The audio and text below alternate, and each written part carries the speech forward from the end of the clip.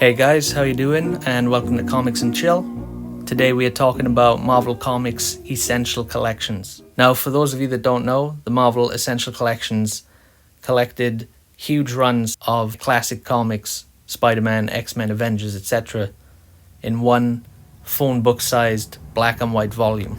Each book would collect around 20 issues, sometimes 25, ranging from 450 to about 650 pages. It was printed all in black and white on a rough newsprint type paper. And these things were pretty neat for catching up on huge amounts of continuity that you may have missed for an affordable price. I think they were ranged from about $14.99 to $19.99, and that's dollars. Back in the UK, I was paying about £10 for one of these, and I was thrilled. It was a huge amount of story to be getting in one book at a reasonable price. So the cover we're looking at here is the original trade dress for Marvel, the Essential Collection of Amazing Spider-Man. Collects Amazing Fantasy issue 15, Amazing Spider-Man issue 1 to 20, and Amazing Spider-Man Annual issue 1. I had this edition, but later on Marvel would go on to redesign the trade dress to look a little something like this. And these are the sort of editions which lasted for over a decade.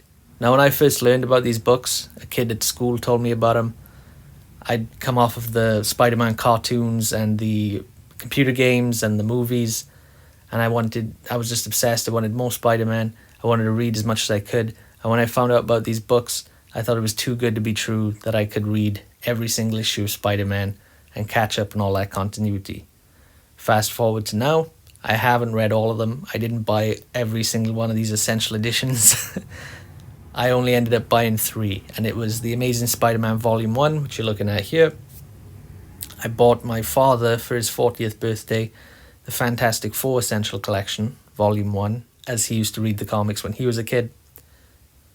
And later on, after getting into the X-Men via Ed Brubaker's run, I went back and bought the Essential X-Men. However, Marvel put out essential collections of so many different titles that they'd put out, some well-known and some more obscure over the decades. A few examples are The Avengers, Black Panther, Captain America, here with the original essential trade dress, Daredevil, Dazzler, and I've never read a Dazzler comic in my life, but this cover is amazing. I think it may actually get me to check it out.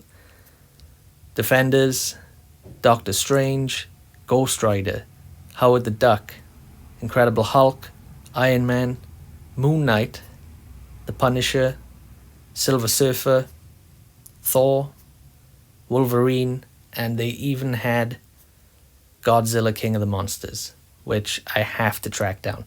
Marvel was publishing Godzilla comics, I think, in the mid to late 70s. They did an essential collection of every comic they put out, but unfortunately, due to rights issues, it was only printed once, and you couldn't get it again. And I think it was the same for Conan. They did an essential collection of Conan comics, but due to rights, it was not reissued.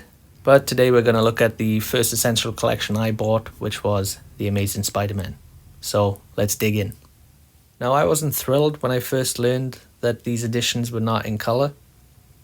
However, as I've gotten older and hopefully wiser, I have really come to appreciate them for the opportunity to study, just the black and white line work of great artists such as Steve Ditko and Jack Kirby.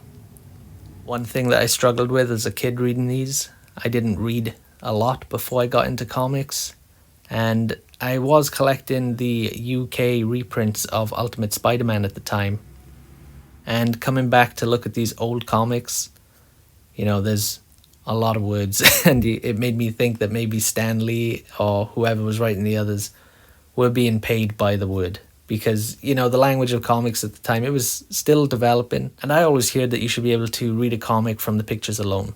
But in some of these older, the older writing style of these, you'll have the imagery and it's clear storytelling, but there will be caption boxes and thought bubbles reiterating what is going on in the imagery, sometimes to a pretty frustrating degree. So I found these difficult to enjoy as a kid, but I was certainly grateful to learn as much as I could about these new characters I was getting into. Marvel published these from October 1996 all the way up to December 2013, and then they discontinued the line. They stopped putting them out, and they were replaced with Marvel Epic Collections, which is pretty much the same concept, but the stories are reproduced in colour. Now, I still prefer these Essential Editions, even though they're in black and white, for a few reasons, mainly because the production quality of the Epic Collections is pretty low. The paper choice they've gone with is poor. It's too shiny, too glossy, and also they have not taken a lot of care in reproducing the original colours.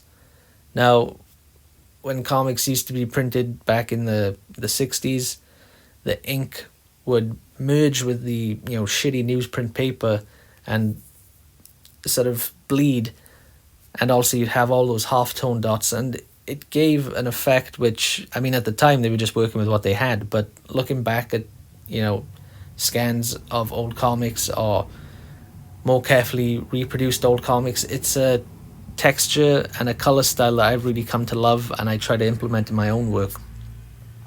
However, the colours have just been sort of plonked onto these overly white shiny pages.